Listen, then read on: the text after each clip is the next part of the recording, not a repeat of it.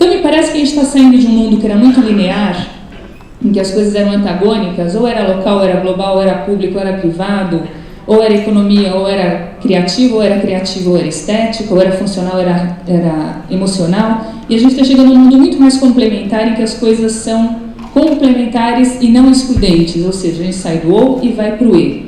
Por que isso me parece importante? Porque o que a gente observa aqui nessa citação do Ruskin é que havia a percepção de que para eu aproveitar o que uma pessoa poderia produzir, ela não poderia pensar. A gente volta aqui a um diálogo interessante com aquele teste que o Sr. Eslinger apresentou. O funcionário estava ali na linha de produção, a ele cabia simplesmente produzir e não pensar. Houve um vínculo profundo entre o sentir e o fazer, entre o pensar e o sentir, e a gente sente ecos disso até hoje. Quando a gente fala mão de obra, o que é mão de obra? É a pessoa que vai lá e a mão que opera, a mão que trabalha. Então ela vale pelo que ela produz, e não pelo que ela pensa, pelo que ela cria, pelo que ela faz. Quando a gente traz ainda esses ecos tão profundos da Revolução Industrial e se vê em meio a um mundo que precisa de algumas mudanças paradigmáticas em termos sociais, econômicos, urbanísticos,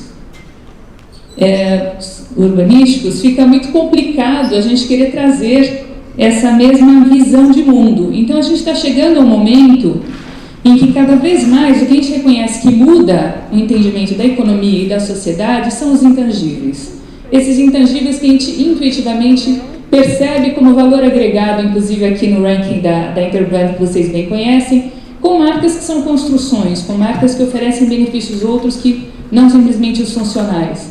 É nessa pauta, inclusive, que se insere a economia criativa, um termo que vem à tona em meados da década de 90, muito ancorado numa discussão que ocorreu primeiro na Austrália, num discurso do primeiro-ministro deles, o Paul Keating, e depois abordada pelo Reino Unido com a eleição do Tony Blair de uma forma muito profunda, em que eles identificaram os setores mais criativos, de maior contribuição socioeconômica, através de uma parceria público-privada, que fez uma força-tarefa, e a criatividade efetivamente foi reconhecida como diferencial competitivo.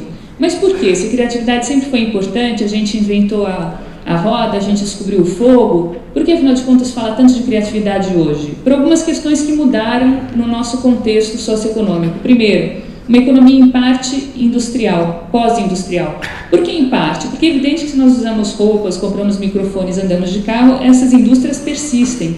O que acontece é que a forma como a gente se relaciona com esses objetos, como vem sendo discutido hoje ao longo do dia e amanhã o será também, a nossa forma de percepção desses objetos é distinta. A gente sai de uma manufatura comoditizada e começa a valorar outros atributos dentro desses produtos que nos são oferecidos. Produtos que até então eram vistos como de uma forma muito padronizada. Qual era a grande diferença entre um detergente A e B? Qual a grande diferença entre um microfone X e Y? Qual a grande diferença entre uma mesa assim ou assado? Então a gente começa a ter que agregar esses intangíveis para diferenciar os produtos, para fazê-los mais competitivos.